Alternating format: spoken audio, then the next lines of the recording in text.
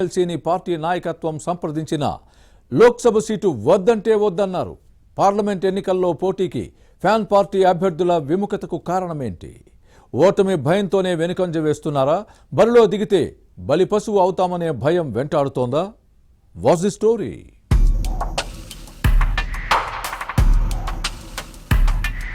పశ్చిమ గోదావరి జిల్లా నరసాపురం లోక్సభ నియోజకవర్గం రాష్ట్రంలో కీలకమైన పార్లమెంటు సీటు.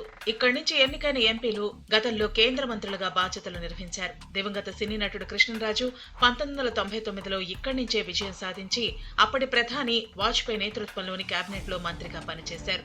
ప్రస్తుత కేంద్ర ఆర్థిక శాఖ మంత్రి నిర్మలా సీతారామన్ ఈ నియోజకవర్గానికి కోడలు. అటువంటి నరసాపురం లోక్సభ సీటు నుంచి పోటీకి ప్రధాన పార్టీలన్నీ వ్యూహ రచనలో నిమగ్నమయ్యాయి. టీడీపీ, జనసేన, బీజేపీ తమ అభ్యర్థులు ఎవరనే అంశంపై ఒక నిర్ణయానికి వచ్చాయి.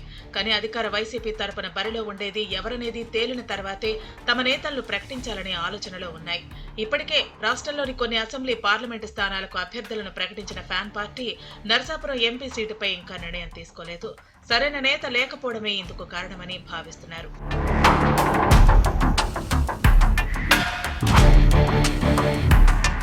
నరసాపురం లోక్సభ సీటు నుంచి పోటీకి మొదట్లో పలువురు నేతలు ముందుకొచ్చారు. రాజకీయాలతో సంబంధం లేని కొందరి పేర్లు తెరపైకి వచ్చాయి. కానీ ఇప్పుడు వారంతా పక్కకు తప్పుకోవడమే సమస్యకు అసలు కారణం. ఆచంట ఎమ్మెల్యే, మాజీ మంత్రి చెరుకువాడ శ్రీరంగనాథరాజు పేరు మొదట్లో వినిపించింది. అధిష్టానం కూడా ఒక దశలో ఆయన పేరును చురుగ్గానే పరిశీలించింది. అంతేకాదు, ఈ నేత అభిప్రాయాన్ని సేకరించింది. కానీ పార్లమెంటుకు పోటీకి విముఖత చూపటంతో మరికొందరి పేర్లు వినిపించాయి. మంత్రి కారుమూరి నాగేశ్వరరావు పేరు కూడా ప్రచారంలోకి వచ్చింది. పోటీకి ఆయన ఆసక్తి చూపించారు కూడా.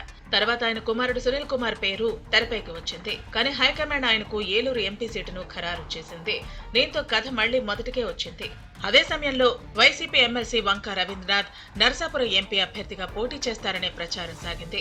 ఆయన కూడా తనకు ఇష్టం లేదని తెగేసి చెప్పడంతో అభ్యర్థుల కోసం మళ్లీ అన్వేషణ మొదలైంది.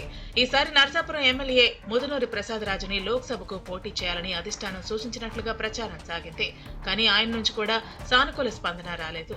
దీంతో దివంగత సినీ నటుడు, కేంద్ర మాజీ మంత్రి కృష్ణరాజు సతీమణి పేరును కొందరు తెరపైకి తెచ్చారు.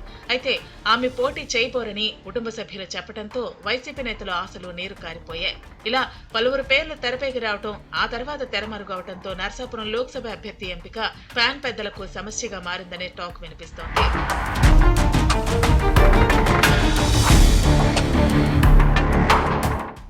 ఈ పరిస్థితుల్లో స్థానికేతరులను నరసాపురం బరిలో దింపే ఆలోచనలో పార్టీ నాయకత్వం ఉన్నట్టు సమాచారం. ఇదంతా ఒక ఎత్తైతే ప్రస్తుత రాజకీయ పరిస్థితుల్లో నరసాపురం నుంచి పోటీ చేస్తే గెలుస్తామనే నమ్మకం ఆ పార్టీ నేతలకు లేదనే ప్రచారం జరుగుతోంది.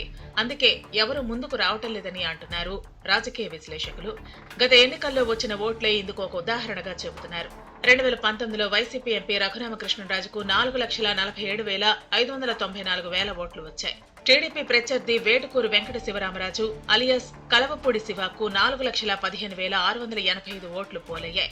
వైసీపీ అభ్యర్థి కేవలం 31,909 ఓట్ల ఆధిక్యతతో గెలుపొందారు. పార్లమెంటు సీటులో ఇది చాలా తక్కువ మెజార్టీయే. జనసేన అభ్యర్థి సినీ నటుడు నాగబాబుకి సుమారు 2.5 లక్షలకు పైగా ఓట్లొచ్చాయి. ఇప్పుడు టీడీపీ, జనసేనలు తమ ఉమ్మడి అభ్యర్థిని బరిలో దింపనున్నాయి. బీజేపీ కూడా ఈ రెండు పార్టీలతో పొత్తు పెట్టుకునే అవకాశం ఉంది. అదే జరిగితే 3 పార్టీల బలం మరింత పెరుగుతుంది. టీడీపీ, జనసేన అభ్యర్థులకు గతంలో వచ్చిన ఓట్లు దాదాపు 6,70,000కు పైమాటే. అప్పట్లో 2 పార్టీలు విడివిడిగా పోటీ చేస్తేనే ఇన్ని ఓట్లు వచ్చాయి.